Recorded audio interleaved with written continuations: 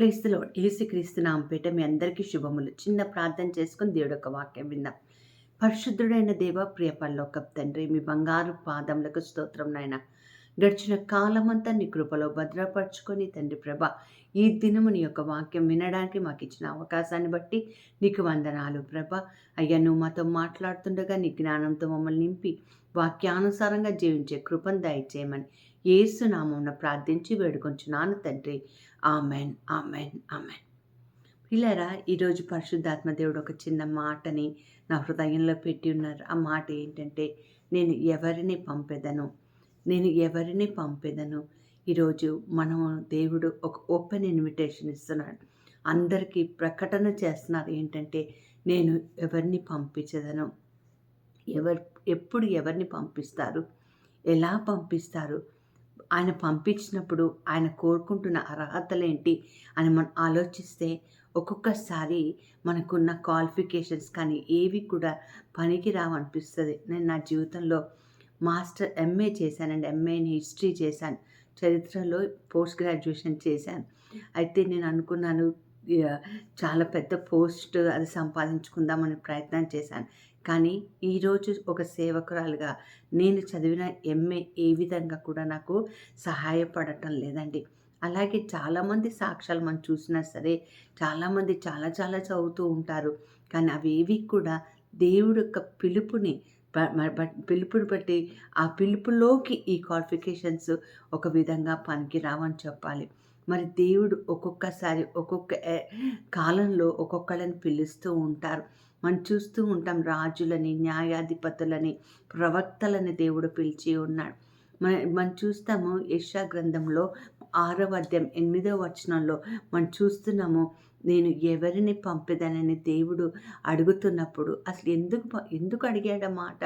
అసలు ఏం పనుంది ఐసాయాతోటి, ఏముంది అసలు, ఏం పనితోటి పిలుస్తున్నాడని మనం చూస్తూ ఉంటే అక్కడ చెవులతో వారు కనులతో చూచి చెవులతో విని హృదయములో గ్రహించి మనసు మార్చుకొని స్వస్థత పొందవలనని నేను ఆశపడుతున్నాను. కానీ వాళ్ళు హృదయము కఠినపరుచుకున్నారు. కొంతమంది గురించి మాట్లాడుతున్నాడు. కళ్ళుండి చూడలేకపోతున్నారు, చెవులుండి వినలేకపోతున్నారు, నోరుండి మాట్లాడలేకపోతున్నారు. మరి మారు మనసు పొంది స్వస్థత పొంది మంచి మార్గంలోకి వెళ్ళలేకపోతున్నారు. అలాంటి వాళ్ళ దగ్గరికి నేను ఎవరిని పంపించాలి అని అన్నప్పుడు యెషయా ప్రవక్త అంటున్నాడు, ఇదిగో నేనున్నాను, నన్ను పంపు అంటున్నాడు. ఎవరి దగ్గరకండి? మొండి హృదయాల దగ్గరికి. వాక్యం వింటున్న నీవు నేను ఒక్కసారి ఆత్మ పరిశీలన చేసుకుంటే, మొండి హృదయము దగ్గరికి, లేదా పాపంలో కూరుకుపోయిన వ్యక్తుల దగ్గరికి, బానిసత్వంలో ఉన్న వ్యక్తుల దగ్గరికి, బలహీనల దగ్గరికి ఒకవేళ దేవుడు నన్ను పంపిస్తే మరి మనం వెళ్ళగలుగుతున్నామా? ఒక చిన్న సాక్ష్యం ఇక్కడ చెప్పదలుచుకున్నానండి. ఢిల్లీ ప్రాంతంలో ఒకరోజు ఒక సహోదరి నాకు ఫోన్ చేశారు. నేను హైదరాబాద్లో ఉంటాను, మీ అందరికి తెలుసు. ఆవిడ నాకు ఫోన్ చేసి చెప్తున్నారు, నాకు ఒక కొడుకున్నాడు, కొడుకు చాలా భయంకరమైన మరి తప్పులు చేస్తున్నాడు. అసలు లొకాలిటీ అంతా కూడా చాలా మమ్మల్ని ఇల్లు ఖాళీ చేయమని చెప్తున్నారు. ఎన్నిసార్లు ఖాళీ చేసామో ఇప్పటికీ మాకు తెలియదు. పుట్టినప్పటి నుంచి ఇదే అబ్బాయితోటి చాలా బాధగా ఉంది. ఇప్పుడు 24 ఏళ్ళు వచ్చేసాయి. నేను అన్నాను, ఏం చేస్తాడండి ఆ బాబు అంటే, చాలా పిచ్చోడులాగా చేస్తాడు. రోజుకి 24 గుడ్లు, 2 డజన్ల గుడ్లు తింటాడు. మళ్ళీ నాన్ వెజ్ లేనిది అన్నం తినడు. మూర్ఖంగా ప్రవర్తిస్తుంటాడు. ఎంత ఘోరంగా చేస్తాడంటే, బయటికి వాకింగ్ అని చెప్పి రాళ్ళు తన రూమ్లో పెట్టుకొని అర్ధరాత్రి ఆ కిటికీ తెచ్చి ఎదురింటి వాళ్ళ గ్లాసులు పగలగొడుతూ ఉంటారు. చాలా భయంకరంగా చేస్తాడండి. ఎవ్వరు వచ్చినా సరే వాళ్ళ మాట వినడు. వాళ్ళని కూడా కొట్టి పంపిస్తుంటాడు. నన్ను, మా ఆయనని, అంటే వాళ్ళ అమ్మ నాన్నని కూడా కొడతాడు. తమ్ముడు ఉన్నాడు, తమ్ముడిని జుట్టు పట్టుకొని లాగుతాడు. చాలా భయంకరమైన పరిస్థితి అండి. మీ గురించి విన్నాను, మీరు ఒక్కసారి వచ్చి మా బాబు కోసం ప్రార్థన చేయండి అని చెప్పింది. ఎవరి దగ్గరండి? మనుషుల్ని చూస్తే కొట్టే రకం ఆ మనుషుల దగ్గరకు వచ్చి ప్రార్థన చేయమంటుంది. నేను చెప్పాను, ప్రార్థించి దేవుడు అనుమతిస్తే నేను వస్తానని చెప్పి 5 రోజులు ఉపవాసం ఉండి ప్రార్థన చేశామండి. ప్రార్థన చేసిన తర్వాత మొదటిసారి ఢిల్లీ పరిచర్యకి వెళ్తున్నాను. ఆమె చెప్పిన మాట అంటే, మీతో పాటు ఎవ్వరు మగవాళ్ళని ఎవరిని తీసుకురాకండి, మీ తమ్ముళ్ళని కానీ ఎవరిని తీసుకురాకండి, ఎందుకంటే మగవాళ్ళని చూస్తే ఇంకా రెచ్చిపోతాడని చెప్పింది. ఒంటరిగా ఢిల్లీకి ప్రయాణమై వెళ్ళానండి. 36 గంటల ప్రయాణం ట్రైన్లో పడి వెళ్ళాను. వెళ్ళిన తర్వాత నేను లోపలికి అపార్ట్మెంట్లోకి వెళ్తున్నాను. చాలా పెద్ద కమ్యూనిటీ అండి అది. పెద్ద పెద్ద అపార్ట్మెంట్లు ఉన్నాయి. నేను కొత్తగా వస్తుంటే కిటికీలో ఉండి జనాలందరూ నన్ను కూడా చూడటం ప్రారంభించారు. నేను బైబిల్ పట్టుకొని నడుస్తున్నాను. తలుపు కొట్టాను. ఆమె స్టేషన్కి వచ్చింది. తలుపు తీశారు.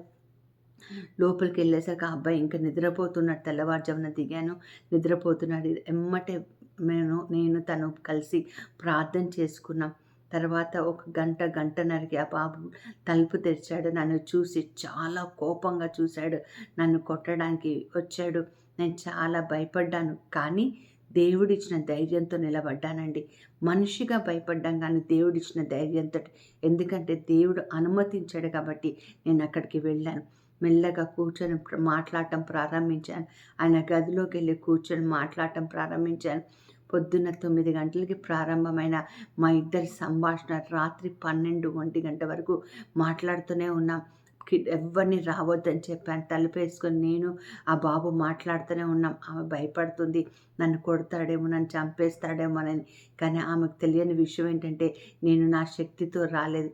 మామూలుగా అయితే పిరికిదానే, కానీ దేవుడిచ్చిన శక్తితో వచ్చాను కదా, ధైర్యంగా వచ్చేసిందండి. ఆ బాబుతో మాట్లాడుతూ ఉన్నాను. తర్వాత సడన్గా ఒక్కసారిగా ఏదో జోక్ వేసిన వెంటనే చాలా గట్టిగా నవ్వాడు. నవ్విన తర్వాత మెల్లగా బయటికి వచ్చాను.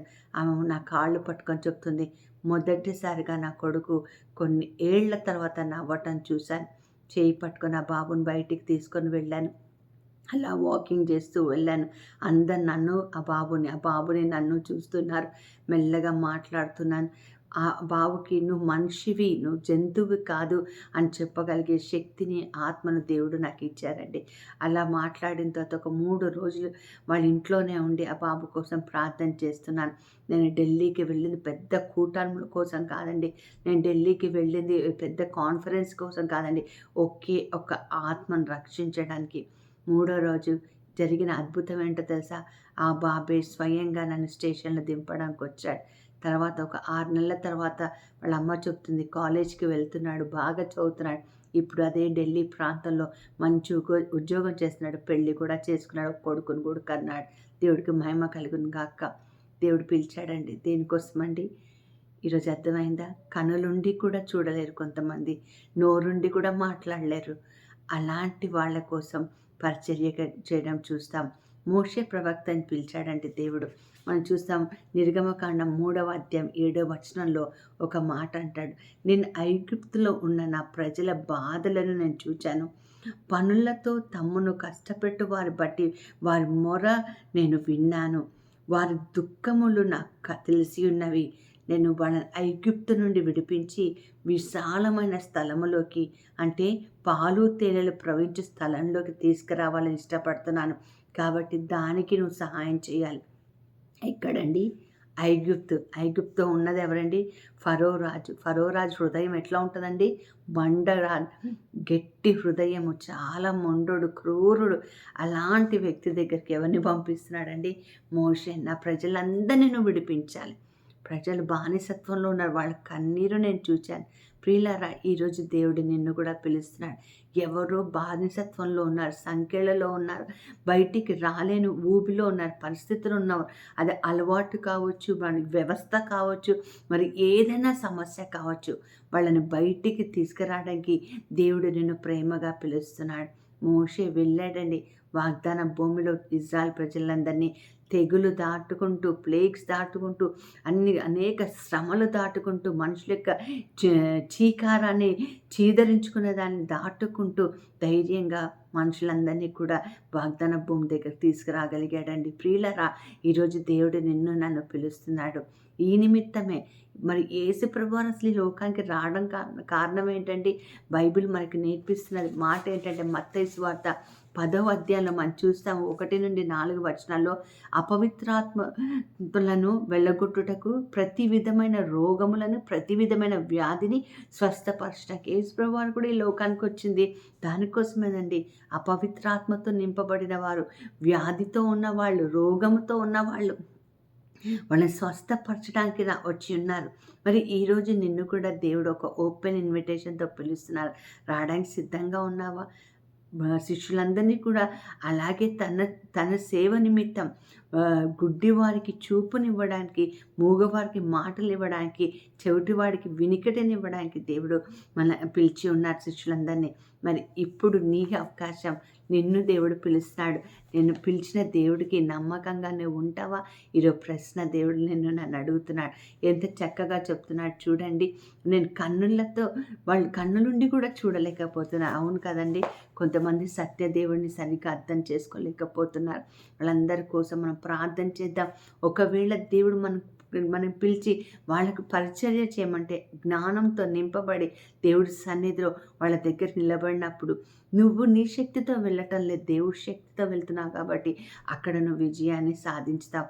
ఒకవేళ వాళ్ళు మొండి హృదయమై మరియు మాట వినకపోయినా వాక్యాన్ని అక్కడ వదిలేసిరా. వాక్యం ఒకరోజు ఖచ్చితంగా అది ఫలించి ఖచ్చితంగా ఆ కుటుంబంలో గొప్ప రక్షణ భాగ్యాన్ని దేవుడు ఇవ్వడానికి ప్రయత్నం చేస్తాడు.